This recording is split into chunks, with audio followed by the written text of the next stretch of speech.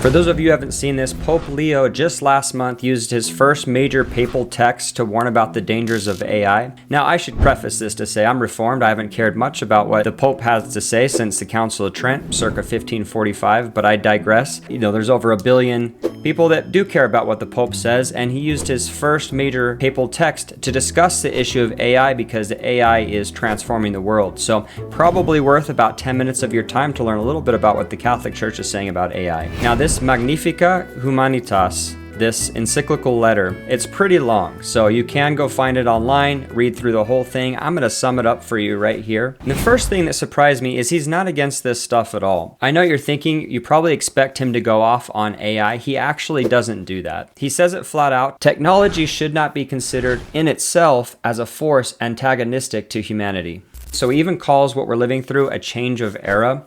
Not a problem to ban, it's really a shift to get right. So quick context with the new Pope, Pope Leo. Usually when they start out, they have their first major letter to set the tone for their whole run. And he actually chose this topic of AI. This is kind of the thing that sets the tone for their run as Pope, so to speak. And he picks AI because it's a massive force sweeping through the world. So he says it straight out that it's not the enemy. His words, not a force antagonistic to humanity. What's here is a change of era. And so the real question is what you build with it, is what he says. So I'm going to show you what he means by that. And he reaches back to 2 Bible stories. And this is where it gets good. So he says that the real choice isn't yes or no to AI. It's constructing Babel or rebuilding Jerusalem. So we'll start with Babel. Babel is the tablet you raise to make a name for yourself, reaching heaven without a foundation, so to speak. So if you don't remember the story of Babel, everyone pools one language together, one technology, one direction, and they're trying to build a giant tower up to the sky because they want to, quote, make a name for themselves. They want to look impressive. They want to build a monument to themselves. This is about human pride.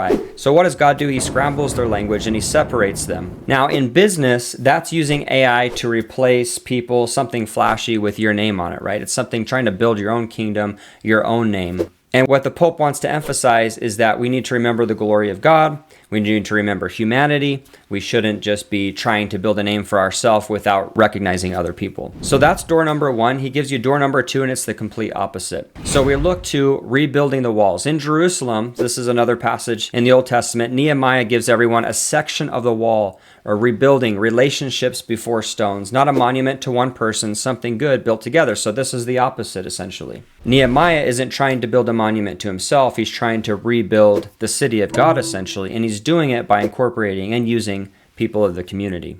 So the question has to be asked, are you using AI to build something with your name on it, or to build something genuinely good with your team and with your customers? One's a monument to you, the other's something real and something you can do together. Once you've got that lens, everything else he says is just a sharper version of it, starting with the most practical line in the whole thing. It's never neutral. Technology is never neutral because it takes on the characteristic of those who devise, finance, regulate, and use it. So your AI carries whoever built it and how you deploy it, and that's on you. The tool that you grabbed because it was fast or free came with someone else's incentives baked into it. Here's what I would do. Pick one AI tool that you lean on and ask whose interests built this, and do they line up with my customers? Where they don't is your blind spot. Now, the paper also gets into something specific that can bite you. First place, your team. So it's not about gutting your team, is what the Pope says. He says work is a fundamental good for the person. Automation must be judged not solely in terms of efficiency, but in relationship to the dignity of the worker. Augment your people, don't reduce them to a line item. And I think that's really good. And some of the things that he emphasizes in this paper is that AI is good. It can enhance our business operations. It enhances technology, healthcare, pretty much everything that we touch. But it shouldn't come at the expense of unnecessarily replacing people or trying to lose a human touch. Now, obviously, some jobs are going to be lost with the advance of AI, but we need to think about the quality, the connection. And I've always thought of AI as enhancing the personal connections that we're able to make, not completely replacing them. How can we reach people genuinely, but using tools to do it at a larger scale? That's something that I think is important. AI should not be cold and robotic. It should help you to personalize, but at a greater reach, at a greater scale. It should help you to enhance your creativity, enhance your reach. Essentially, the point is, don't gut your team for the sake of a number. Before you cut or roll, ask, what could AI do to take 80% of the boring, repetitive work that they do? Usually that's worth more than the savings. The second place that it bites is that it's bigger than your business. It's who's holding all of the cards. A few private players now have resources that surpass many of the governments, and AI tends to amplify the power of those who already possess data. You build on their rails, know who holds them. So he spends time on who actually holds the power now. Spoiler, it's not governments. For you, that means not building on neutral ground. You're building on a few giant rails. Doesn't mean you don't build. It just means you need to know who holds the data and how to leverage it. And don't hand them the whole thing without thinking. What I would do this, analyze all of the AI platforms that you're built on. Think about what would happen if they went away tomorrow. That'll reveal how dependent you are on their systems, how exposed you are. Better to know now.